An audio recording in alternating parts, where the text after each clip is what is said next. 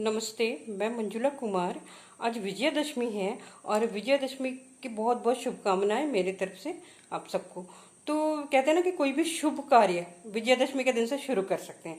तो मेरे मन में बहुत दिनों से था कि मिथिला में जो ये अरिपन बनाया जाता है तो उसको क्यों ना शेयर करूं, क्योंकि अभी तो आज विसर्जन हुआ है, नवरात्र गया है, इसके बाद आने और चौड़चन गया है।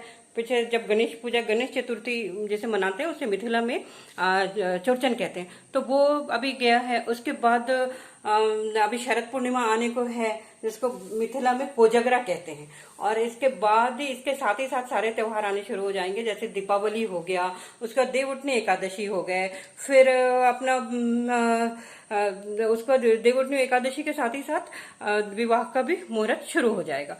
तो वो मिथिला में क्या है कि कहते हैं ना कि ये संस्कारों की भूमि है। पर्व त्योहार तो यहाँ के जनमानस में बसा हुआ है, रग रग में बसा हुआ है। तो हर किसी भी पर्व पे अलग अलग त्योहार पे और जीवन के शुरुआत से लेके अंत तक यहाँ पे ये अरिपन बनाने का चलन है। तो लेकिन किंतु ये जो अरिपन बनते हैं ना वो अलग अलग तरह से बनते हैं।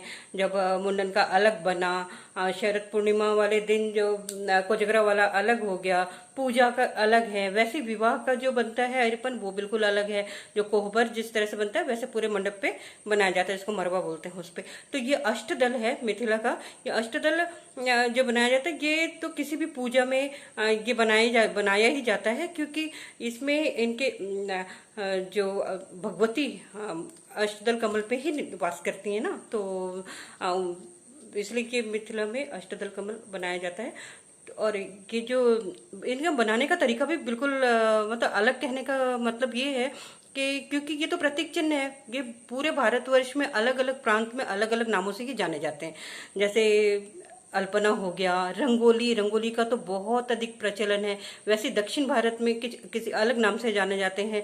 वहाँ के भी जो सूखे आटे से, चावल के आटे से बनते हैं वो बहुत अच्छा दिखता है। तो वो वैसे लेकिन मिथिला में क्या है कि यहाँ पे जो पेड़ पौधों की पूजा होती है, देवी देवता सब, तो पेड़ पौधों में भी देवी देवता का वास माना जाता है। वैसे ही अरिपन भी उससे ही रिलेटेड है। तो यहाँ अरिपन में क्या करते हैं कि 5-6 घंटे के लिए चावल को भिंगा दिया जाता है, उसके बाद पीस लेते हैं।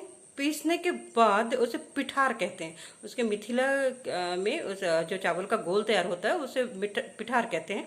तो इनका बनाने के पीछे भी एक ये ऐसा है कि हम इसको किसी लकड़ी से या किसी चीज पे लपेट के नहीं बनाते रुई पे, हम उंगली से बनाते हैं। तो अपनी चारों उंगलियों को पिठार में घोल में डुबोते हैं, और जब हम बनाते हैं इस प्रतीक चिन्ह को तो उंगलियों से, 3 उंगलियों के सहारे।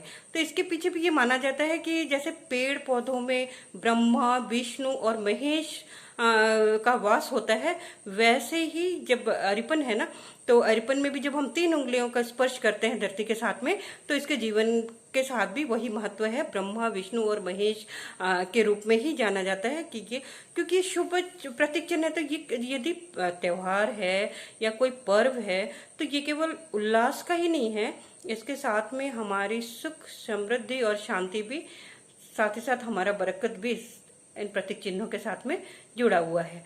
तो इसी तरह जब ये तो बन गया, जब सफेद चावल के आटे के घोल से हमने पिठार से ये बना लिया, लेकिन कभी भी इसको अखरा नहीं छोड़ते। अखरा कहने का मतलब बिना उसके ऊपर लाल रंग का वो सिंदूर की बिंदी थोड़ी कहीं लगा दिया जाता है, तभी वो शुभ माना जाता है। जब सिंदूर की बिंदी इस पर लगती है ना तभी ये शुभ मानते हैं। जैसे ये मैंने लगाया हुआ ये सिंदूर, वो पिठार रखा हुआ है, तो ये ऐसे सिंदूर की बिंदी इस पे कहीं पे लगा दिया जाता है, तब ये शुभ हो गया ऐसे।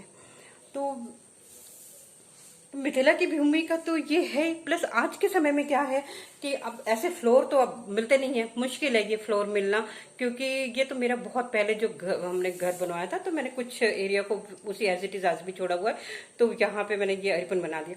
लेकिन अब तो फ्लैट में लोग रहते हैं या नए घर भी जो बनाते हैं तो उसमें या तो मार्बल फिनिश होती है, अदरवाइज जो सफेद टाइल्स होता है वो होता है। तो ऐसे पिठार से बनाना थोड़ा सा मुश्किल है। हाँ, लेकिन यदि रेड पेपर पे यदि पिठार से हम बना के इस तरह से भगवान के सामने में रखें तो मिथिला का ये वाला कल्चर मतलब हम कंटिन्यू कर सकते हैं कि चलेगा। वैसे रेड पेपर पे भी बनाया जा सकता है, क्योंकि अपना तो वो मिट्टी का खाली जगह है जहाँ गोबर से लिपा जाए, या ऐसा फ्लोर भी नहीं है, तो ये मिथिला के लिए इस टाइप का है। तो ये जो मैंने अष्टदल बनाया है ना, ये तो काफी बड़ा है, लेकिन जब इतना बड़ा बनाना संभव ना हो, जगह कम हो, प्लस जल्दीबाजी में हो, तो छोटे अरिपन भी अष्टदल के रूप में बनाए जाते हैं। तो वो बनाए जा सकते हैं, उसको मैं ये एक दो है उसको मैं उसमें इंक्लूड कर दूंगी।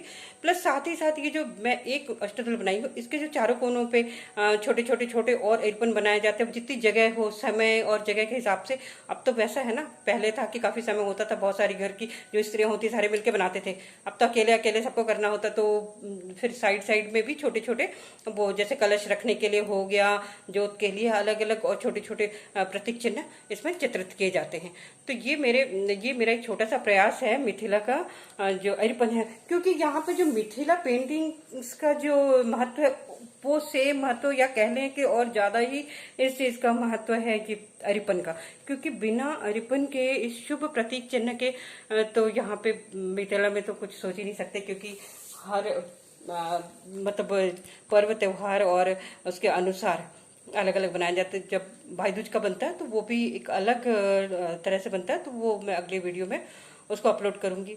और मुझे लगता है कि मैं ये शायद अरिपन के बारे में बता पाई हूँ। इस तरह से छोटा अष्टदल भी बनाया जा सकता है, यदि समय और जगह की कमी हो तो ऐसे छोटा अष्टदल भी बनाया जाता है। इसमें भी अष्टदल है, कमल के अष्टदल है, भगवती का निवास इसमें माना जाता है, और ये इस तरह से भी बनाया जा सकता है। एक ऐसे भी अष्टदल झटपट में बनाया जा सकता है, जल्दी में बन जाए। तो मुझे ऐसा लगता है कि मैं जो अरिपन, मिथिला अरिपन के बारे में बताना चाह रही थी, वो शायद मैं एक्सप्लेन कर पाई हूँ। धन्यवाद।